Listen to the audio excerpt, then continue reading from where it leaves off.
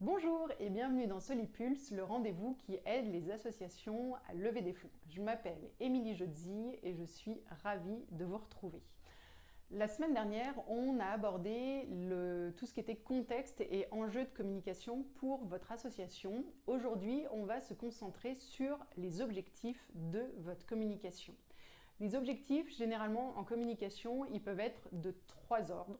Le premier, ça va être un objectif de faire connaître votre association.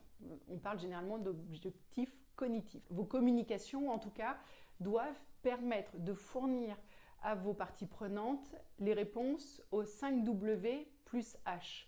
Donc, si vous répondez à toutes ces questions-là, a priori, vous donnez toute l'information à vos parties prenantes. Donc, les 5 W, ça va être... Alors, les 5 W, c'est en anglais, mais en français, ça revient à où, quand, quoi, pourquoi et qui. Donc là, vous avez les réponses aux 5 W et les H, c'est comment et combien. Et donc, l'idée, c'est que vous puissiez présenter votre asso et vos projets en répondant à ces 5 questions et c'est plus les 2 H, enfin les 5 W plus les 2 H dans vos communications. Comme ça, vos parties prenantes auront vraiment une vision claire et complète de ce que vous faites et ça vous permettra de vous faire connaître dans de bonnes conditions. Le deuxième objectif que vous pouvez rechercher dans votre communication, c'est un objectif de se faire aimer. Si je puis dire, donc là on est dans un objectif affectif et là le principe c'est vraiment les personnes vous connaissent déjà et donc vous êtes dans une phase de création de relations avec vos parties prenantes et donc là ça va être vraiment de créer du lien, de l'interactivité avec vos parties prenantes pour que vraiment elles aiment de plus en plus votre association, qu'elles aiment recevoir de l'information et qu'elles développent un lien qui fasse que le jour où elle ait envie de faire un don à une asso, elle vous est bien en tête et surtout qu'elle se sente proche de vous et donc plus facilement disposée à vous donner. Et le troisième point, et là c'est celui en tant qu'asso souvent qui est le plus important, c'est l'objectif de faire agir. Et donc on parle d'objectif conatif. Et donc là l'idée c'est vraiment de faire passer vos parties prenantes à l'action, que ce soit pour qu'elles deviennent par exemple bénévoles ou donateurs, donatrices.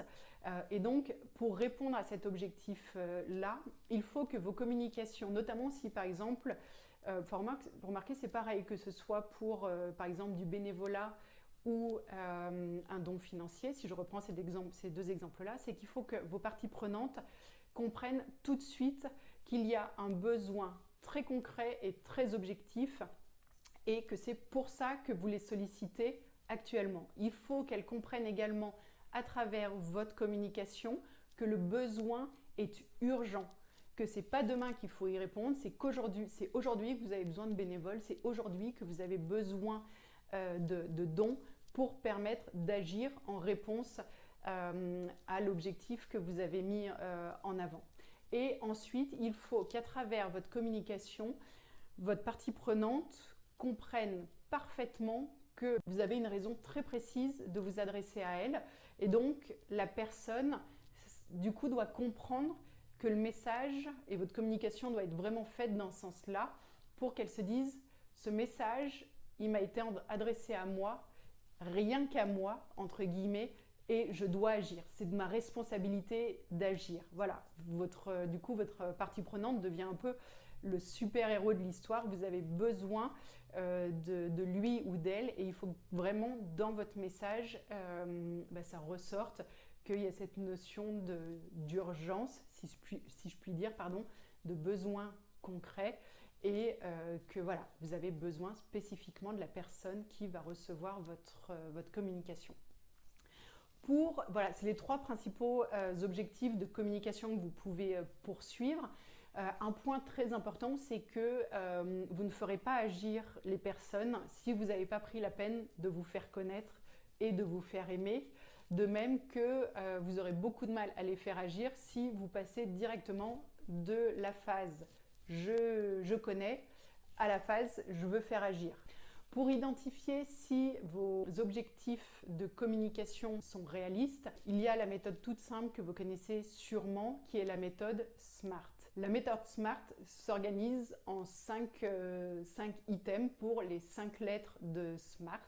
Donc le S, c'est pour spécifique. Il faut que votre objectif de communication soit le plus précis possible.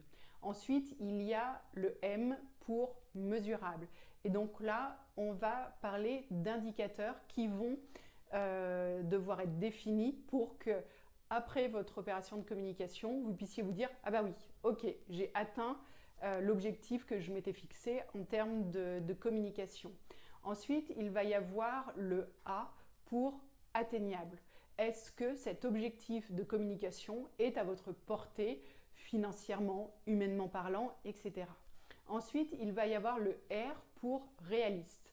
Si je prends un exemple, c'est vous pouvez très bien vous dire, bah oui, financièrement et humainement parlant, j'ai la possibilité de tourner une pub TV sur la Lune avec George Lucas comme réalisateur. Et là, par contre, l'objectif de réalité, ce point-là, va être difficilement atteignable. Donc en fait, vous aurez, oui, un objectif qui peut être atteignable, mais qui ne sera pas du tout réaliste. Donc il va falloir revenir les pieds sur terre et revoir éventuellement vos objectifs de communication. Et enfin, le T, c'est que ce soit borné dans le temps, qu'il y ait bien un calendrier d'atteinte de vos objectifs de communication. Voilà, c'est extrêmement important. Et donc, cette méthode SMART permet de valider que l'objectif que vous vous êtes fixé est un objectif qui va pouvoir être efficace pour votre association. Voilà, j'espère que ce contenu vous aura plu, j'espère surtout qu'il vous sera utile. Si vous avez des questions, des remarques, je vous donne rendez-vous en commentaire. N'hésitez pas à partager autour de vous et moi, je vous donne rendez-vous la semaine prochaine. D'ici là, prenez soin de vous. À bientôt!